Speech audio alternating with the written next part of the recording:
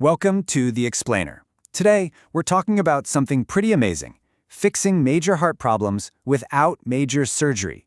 We're going to look at two incredible procedures that repair the heart from the inside out. Seriously, it's a total game changer. So, yeah, how do you actually fix a heart without opening up the chest? I know, it sounds like something straight out of science fiction, right? But it's happening right now, and it's driving this huge revolution in medicine. So let's jump in and look at two real-world examples of how it's done. All right, our first story kicks off with a problem that's actually surprisingly common, but it's super serious. And the crazy thing is, it can stay hidden for years, sometimes even decades. We're talking about a literal hole in the heart. So let's meet our first patient. She's a 31-year-old woman, and for about 6 months, she started noticing things weren't quite right.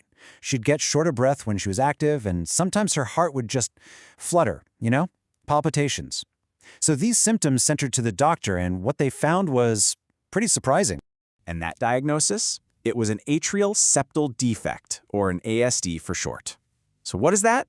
Well, it's basically an abnormality from when the heart develops that leaves a hole in the wall, the septum, that's supposed to separate the two upper chambers, the atria. So yeah, literally a hole in the heart. Okay, this is so cool.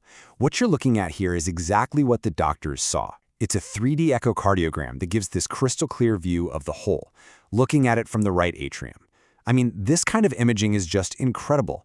It lets them plan everything out perfectly, all without having to make a single major cut.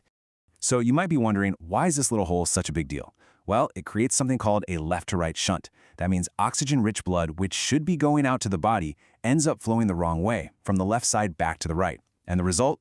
The right ventricle gets totally overloaded. It's forced to work way, way harder than it should. And over time, that strain can lead to some really serious stuff. We're talking heart failure, irregular heartbeats, and even strokes. Okay, so how do you fix a hole in the heart?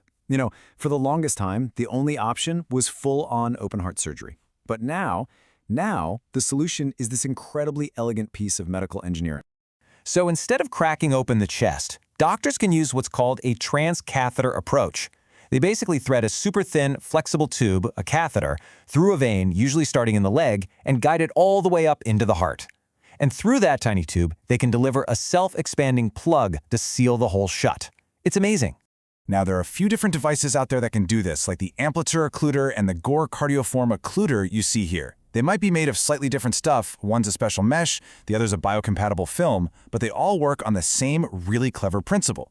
They each have two discs that pop open, one on each side of the hole. They basically sandwich the heart wall between them and seal that defect up for good.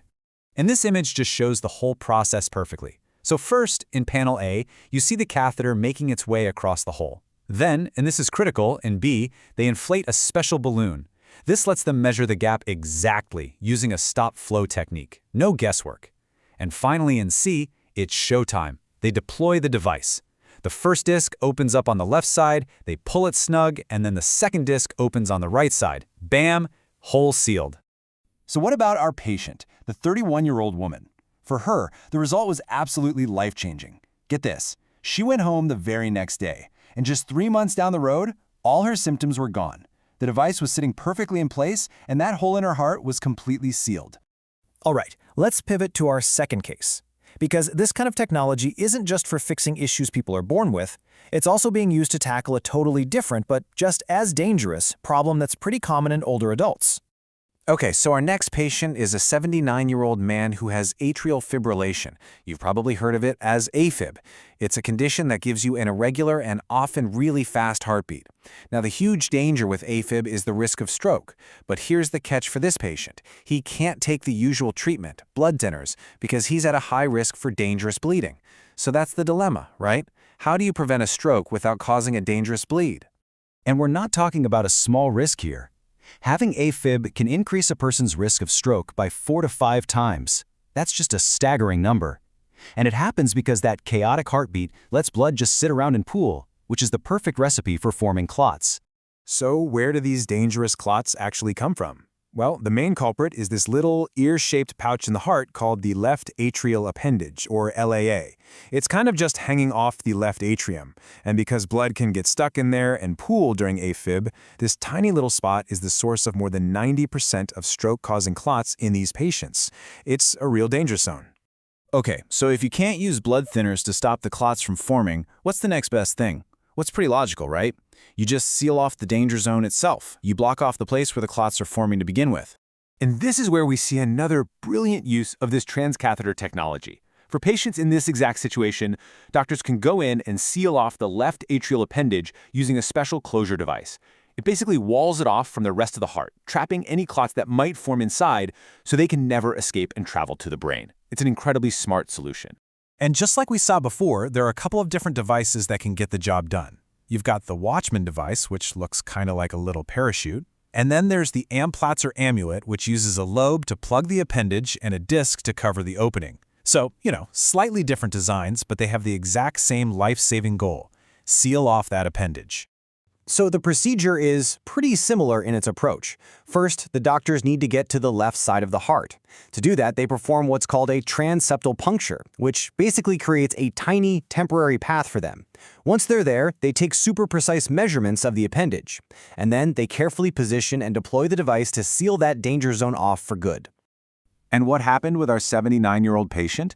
A total success. They implanted a 28mm Amplatzer amulet device, and his recovery was perfectly smooth. And the best part?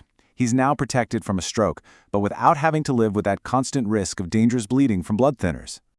So let's just zoom out for a second. We've looked at two totally different patients with two totally different problems, right? One had a hole she was born with, the other had a stroke risk that came with age. But both were solved using the exact same revolutionary idea: don't open the chest, fix it from the inside. This kind of transcatheter technology has completely transformed heart care. It's taken what used to be massive open heart surgery and turned it into a minimally invasive procedure where people can go home the next day. It's incredible. And it really leaves you with this one super exciting question. What's next? What else are we going to be able to repair from the inside